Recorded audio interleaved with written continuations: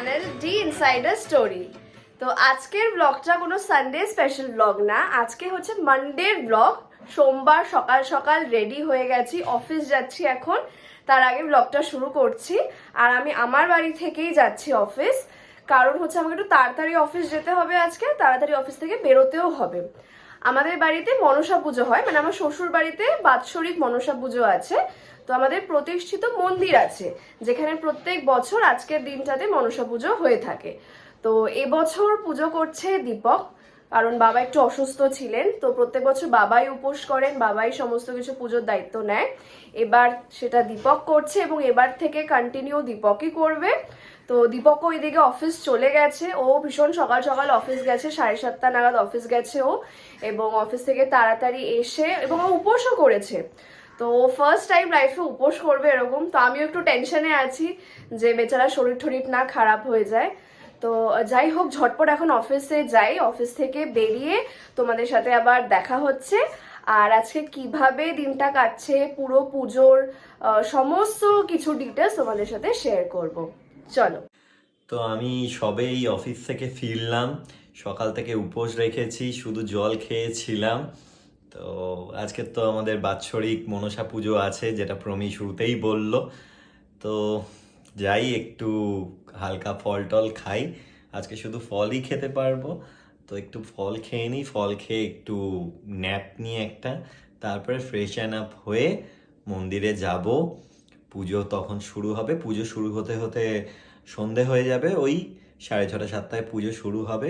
তারপর বিকেলে মন্দিরে গিয়ে আমাদের মন্দির, মনসা ঠাকুর সব কিছুই তোমাদের সাথে শেয়ার করব।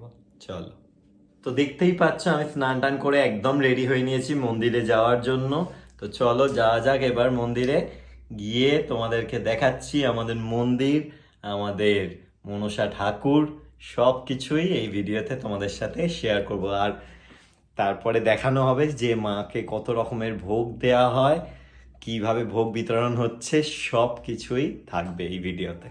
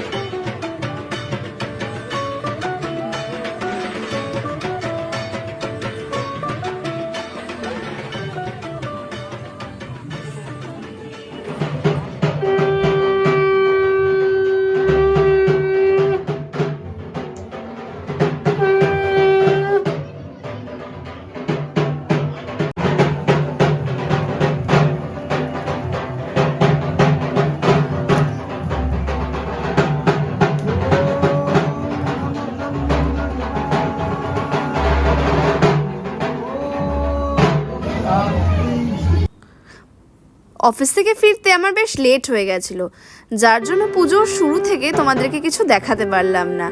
আর দীপকের দেখো চোখ মুখ দেখে তো বুঝতেই পারছো যথেষ্ট টায়ার্ডও, না খেয়ে দিয়ে সারাদিন থাকাটা চারটিখানি তো ব্যাপার নয়।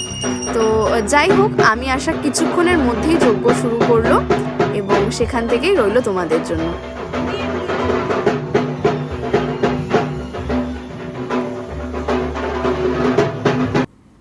পুজো শেষ হওয়ার পরে এই ভোগ বিতরণ চলছিল, সবাই খুব তৃপ্তি করে ভোগ খাচ্ছিল, মায়ের ভোগের জন্য সব অপেক্ষা করে থাকে। পুজো শেষ, এবার বাড়ি যাচ্ছি। কটা বাজে? 12টা 11। 12টা 11। খাওয়া দাওয়া কিন্তু অনেকক্ষণ আগেই হয়ে গেছে, সবাইকে খাওয়াতে হচ্ছিল, দায়িত্ব নিতে হবে। এবার বাড়ি সবাই বসে এখন আড্ডা মারছে।